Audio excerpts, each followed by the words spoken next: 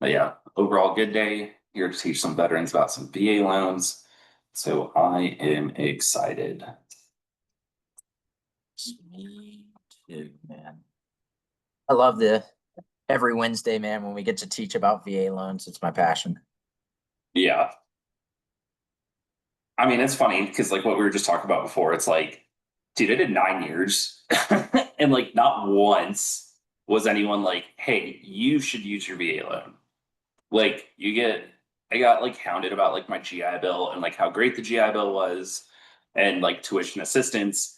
And like, I don't know if I ever told you, but like I used my tuition assistance when I was in, but then like they would get mad at me for trying to go to school because it's like, okay, well, like you're telling me to go to school because I need it for career progression, but then you're not telling me to use this VA loan. And it's like when you think about it, like nobody sat us down and was like, hey, this is what you should do. And I think it's because nobody did it really in the military. Like very few people, like I was really thinking about this after our conversation was like, who actually used their VA loan that was in a leadership position? And like Very honestly, few.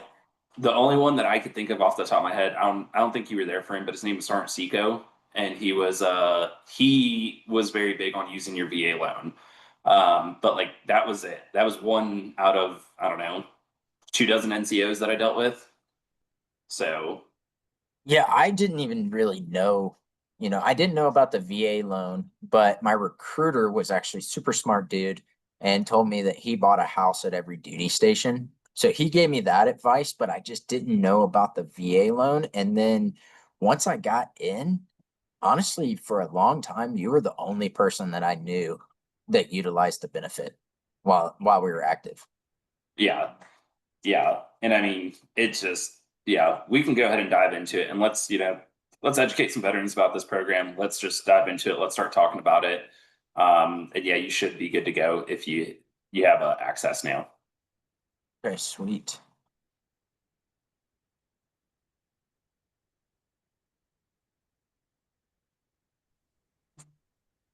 So let's get into a little bit about who we are. Zach, you want to kick it off?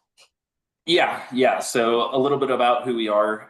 My name is Zach. I served in the Army for 9 years as an infantryman. This is me on one of my deployments. So I love it because people asked me one time how I knew so much about the military, and this picture was the first one that popped up to mind. First time I used my VA loan, I was a stupid E4, was told not to use it, and now I still own that home in Colorado Springs, Colorado.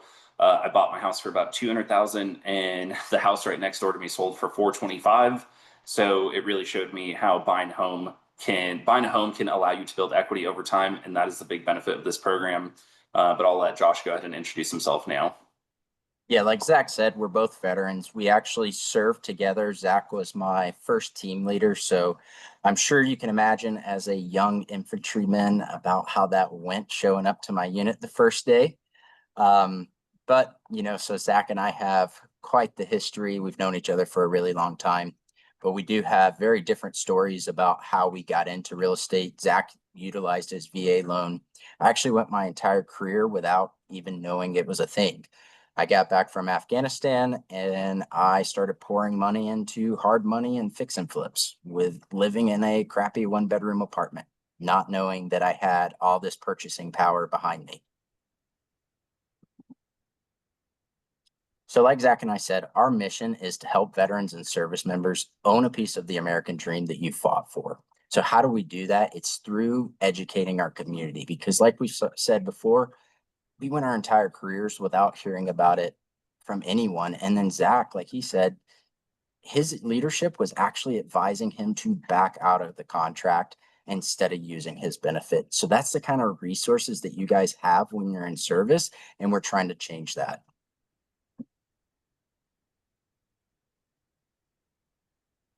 Like I just said, we're not trained on it. 33% of veterans that have a mortgage indicated they did not know about the VA loan program. I'm going to say that again. 33% did not know about the VA loan program. And guys, in my personal opinion, the VA loan is the most powerful loan program available.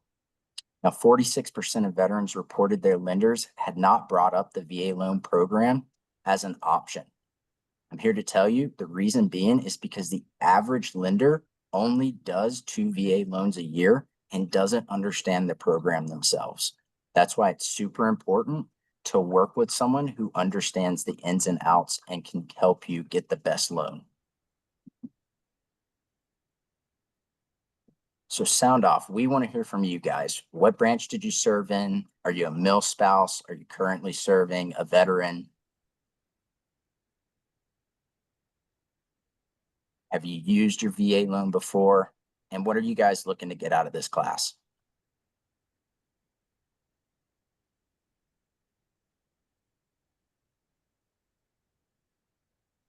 Mil spouse, Air Force, used VA benefits before. Awesome. Thank you, Leslie.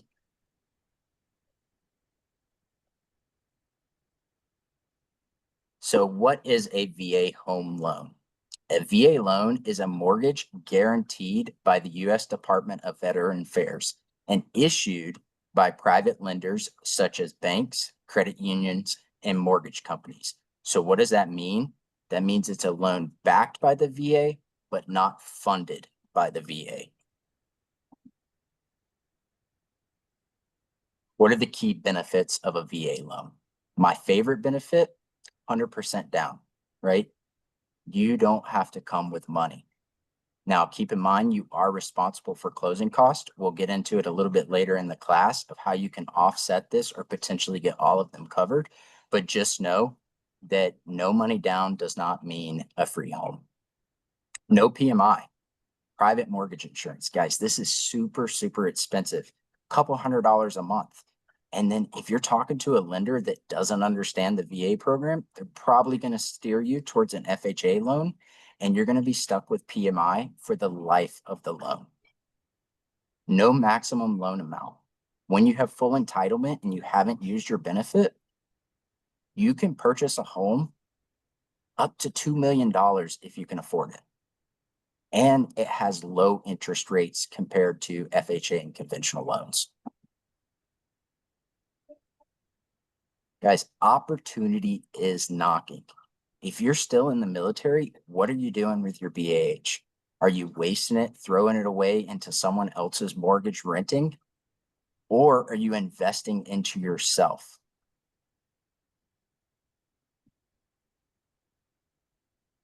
So who can finance? Any veteran, veteran and spouse, veteran and veteran, or surviving spouse. So how do you qualify? A veteran who is active duty, any branch, Army, Navy, Marines, Air Force, Coast Guard, and yes, even the Space Force qualifies. If you served on active duty for 90 days or more during a wartime, qualify. If it was during peacetime, you need to have served at least 181 days. Now, with National Guard, it's a little bit different. If you got activated under Title 10 or Title 32 for 90 days with at least 30 days being consecutive, you can qualify. If not, then you need to serve at least 6 good years. So the first step in getting your VA loan is going to be obtaining your certificate of eligibility or your COE, what Zach and I like to refer to as the golden ticket. You're not getting anywhere without your COE. So how do you get this document? You can get it from your benefits portal, or you can reach out to a lender like Zach and myself, and we can help you obtain it. Now, if it's not in your benefits portal or we're unable to get it, then we'll just need a couple documents from you. So if you're active duty, we're going to need a statement of service and your current orders. If you're a veteran, we're going to need your DD-214. If you're National Guard, we'll need an NGB-22 and an NGB-23. And for reserves, we're going to need your statement of service and your point statement. So this is just a little snippet to show you what a certificate of eligibility will look like.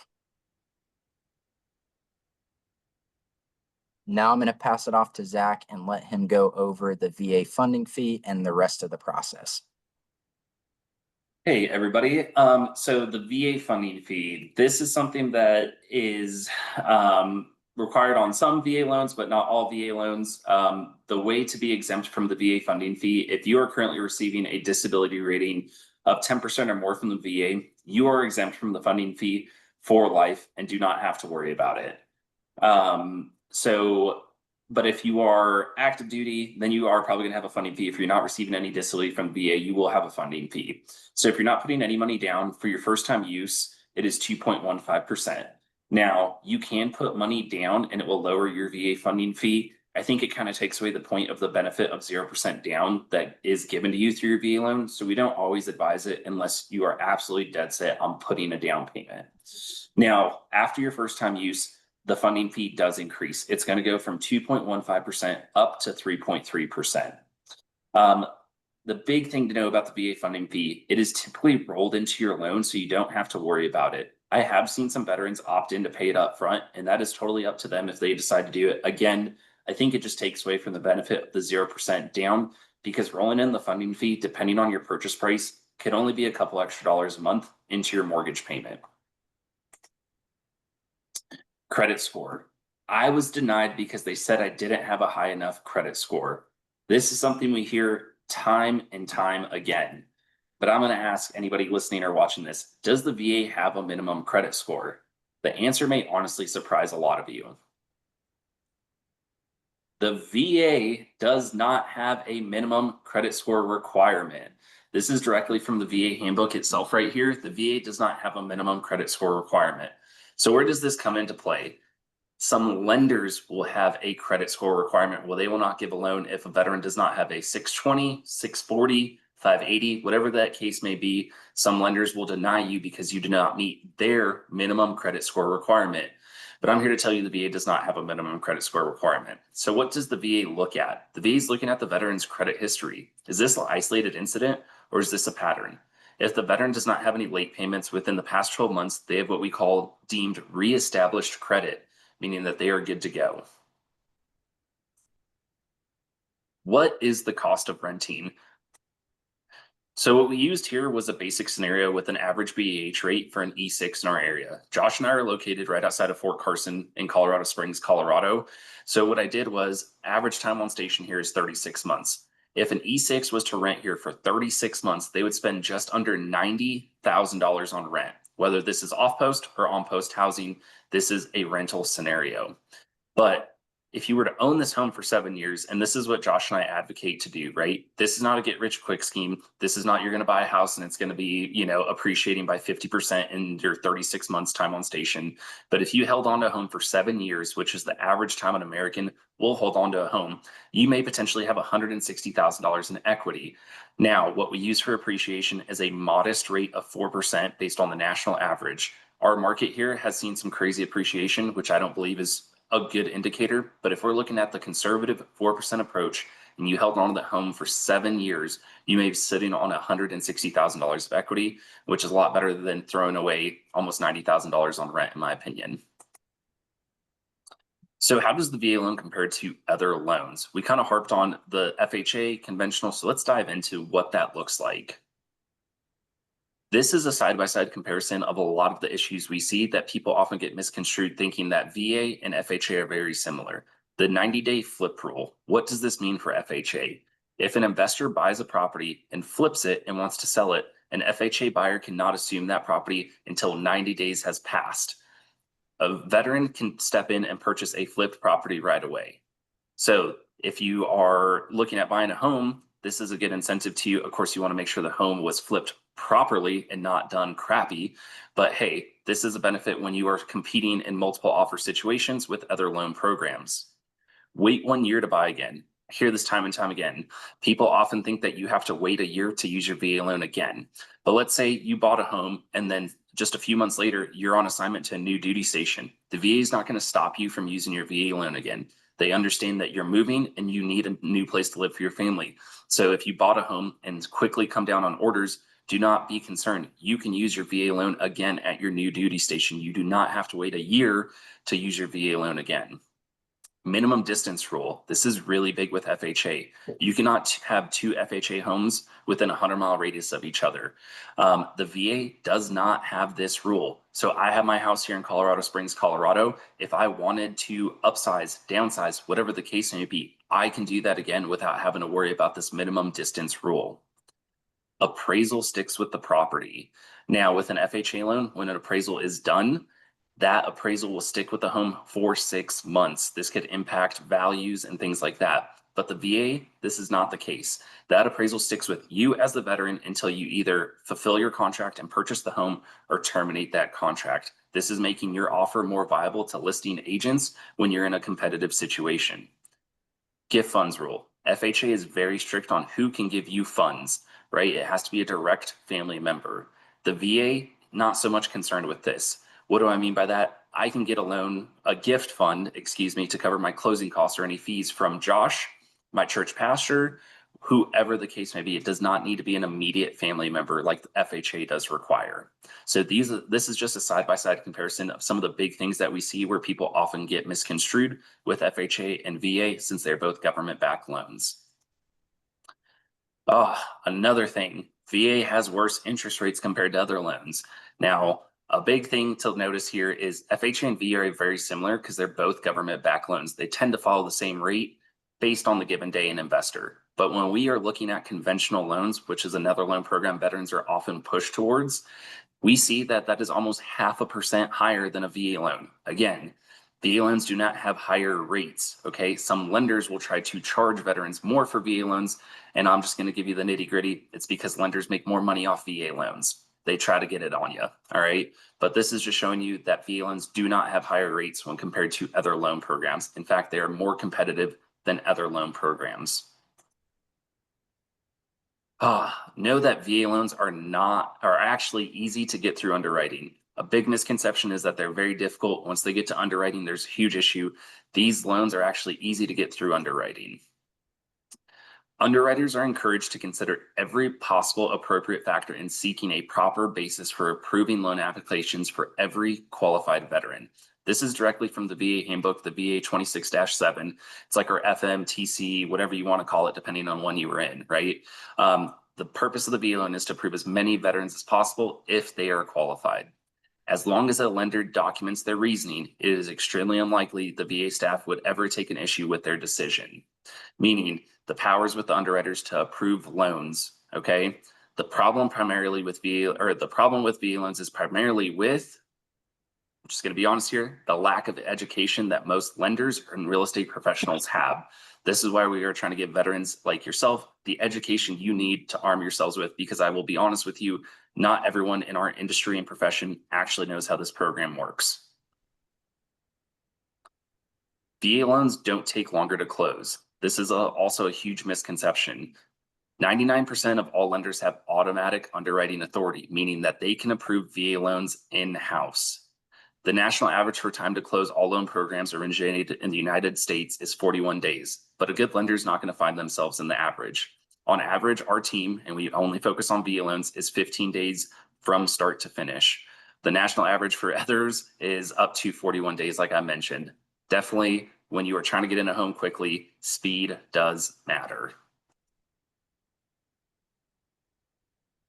Kind of like Josh mentioned at the start of this, the VA does not have a max loan amount. A veteran with full entitlement has no max loan amount. They can purchase as much as they qualify for. So Josh kind of used an analogy of 2 million. The most we've seen offered is up to 4 million with 0% down. When we're comparing this towards conventional loans, the second that a conventional loan goes over the county loan limit, they have to bring up to 20% down. It's much stricter underwriting and guidelines compared to a VA loan. So if you're in a high purchase price area and you're being told you cannot use your VA loan because of a max loan amount, just know that's absolutely hogwash, and that is not the case. You can use your VA loan to purchase 1 million, 2 million, 3 million, whatever your lender is willing to give you in terms of that max loan amount. And as long as you qualify for it, you can get a loan for it with 0% down. But what if you've had entitlement charged for an active loan, meaning you own more than one VA loan at a time? Or what if you've had a foreclosed loan or even had an assumed loan on your certificate of eligibility? You can still use your VA loan again. The big difference is when you call what we call busting entitlement, you have to bring 25% down on the difference. So let's say you have $400,000 left on your VA eligibility, but you want to purchase a home for $500,000. You would be responsible for a 25% down payment on that $100,000 difference. So in this case, that'd be a 25% or $25,000 down payment. A big thing to know that VA loans can be used to purchase almost any type of property. What do we mean by types of properties? Luxury homes, like we mentioned, you could purchase that mansion as long as you could afford to pay it. High-rise condos, the asterisks are the condos have to be on the approved VA list. Quadplex homes, yes, you could purchase a multifamily duplex, triplex, or quadplex, no money down. Large acreage homes. The VA does not have an acreage cap, so you could purchase a home as long as your lender allows it with 50 acres, 100 acres, or even more. That is a big benefit of the VA loan. So these are just some of the properties that you can actually use your VA loan to acquire. Oh, one of my favorite talking points here. Where can I use my VA loan? So I was stationed in Germany. I would have loved to buy a house in Germany. And I'm just going to be honest with you. You can't use your VA loan in Germany. All right. Or else I would have done it. So real property with the VA loan must be located in the United States, its territories or possessions to include Puerto Rico, Guam, Virgin Islands, America Samoa, and the Northern Mariana Islands. I will tell you right now, Josh and I can only lend in the 50 states of the USA, none of its territories. We do not know anybody personally that can lend in these areas. So I'm sorry we cannot help you. We get asked a lot for Puerto Rico and Guam. Unfortunately, we cannot help you or point you in the right direction.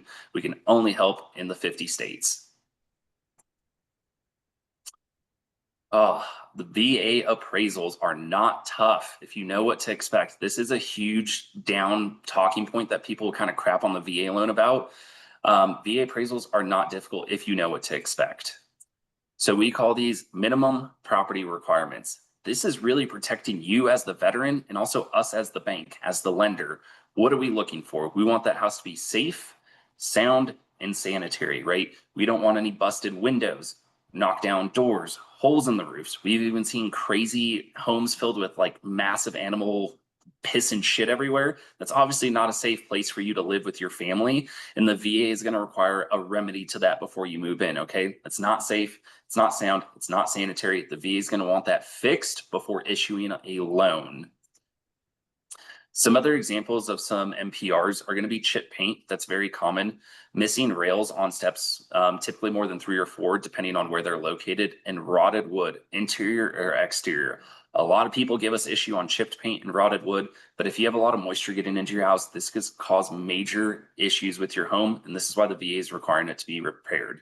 But does this kill the deal? Absolutely not. These are actually very easy things to get fixed, and we can leverage a picture sometimes to get this cleared with our underwriting department. So this is not a deal killer. Know that the VA appraisal offers you the best opportunity for an at value appraisal. 91% of VA appraisals come in at or above the contract price. So a big misconception that we often hear is, oh, we don't want to take VA offers because it's not going to come in and meeting value. This right here shows that the VA appraisal comes back at or above contract price 91% of the time. So do not be afraid of the VA appraisal process. We are going to end it here with some VA assumptions. So VA assumptions are a hot topic right now.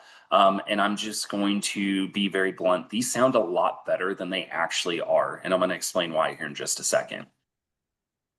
5 things you need to know about VA assumptions. This takes time. Fastest I've seen one go through is 60 days. The longest I've heard of one going through is 180 days, so 6 months. So if you're PCSing or if your lease is coming to an end, whatever your situation may be, if you don't have up to, I would cautiously say 6 months, VA assumptions are not good for you. Each lender is different. What do we mean by that? You're not going to go through a Zach or Josh to assume a loan. You're going to go through whoever that seller is making their payments to. So you're dealing with somebody in a call center. They may be difficult to get a hold of, and you're also going to have to meet that lender's underwriting requirements. Kind of like what Josh and I mentioned, we don't have any additional rules or what we call overlays, and some of those other lenders out there definitely have them. So you're going to need to get with that lender and apply with whoever the seller is making their payments to. kind of like I mentioned, you don't have a loan officer, you're dealing with the servicing department. You likely need cash. Now, this is the big hem up with assumable loans.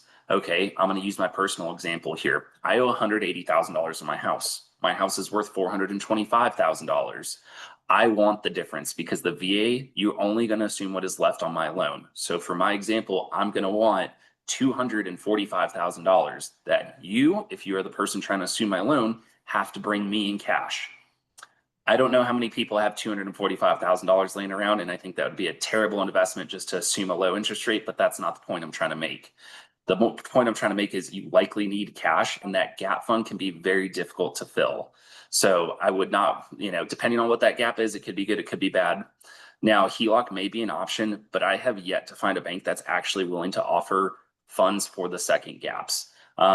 You have to qualify for it. It's another payment onto your debt to income ratio. It could throw things off, but again, I have not seen a lender who's willing to offer a HELOC option on this. So let's get started. Book a call with us or fill out an application. Our application is just a soft check on credit, so don't be concerned if you want to get started with the process. But if you're not ready to pull the trigger, it's okay. Take a knee and do the following. Join our Military Mortgage Advisors Facebook group and subscribe to the Military Mortgage Advisors YouTube channel. Here, you'll get a lot of information about what we do, VA loans, and everything like that. So if you're not ready to get started, go ahead and join us on our Facebook group or our YouTube channel. Thank you so much. Awesome. Thank you, everyone. We will send out an email with the recording, and we will also have a link to our YouTube and Facebook in there as well. Awesome. Thanks, everyone. See you on the next one. I'm going to stop it, Zach. And then Leslie, can you stay on?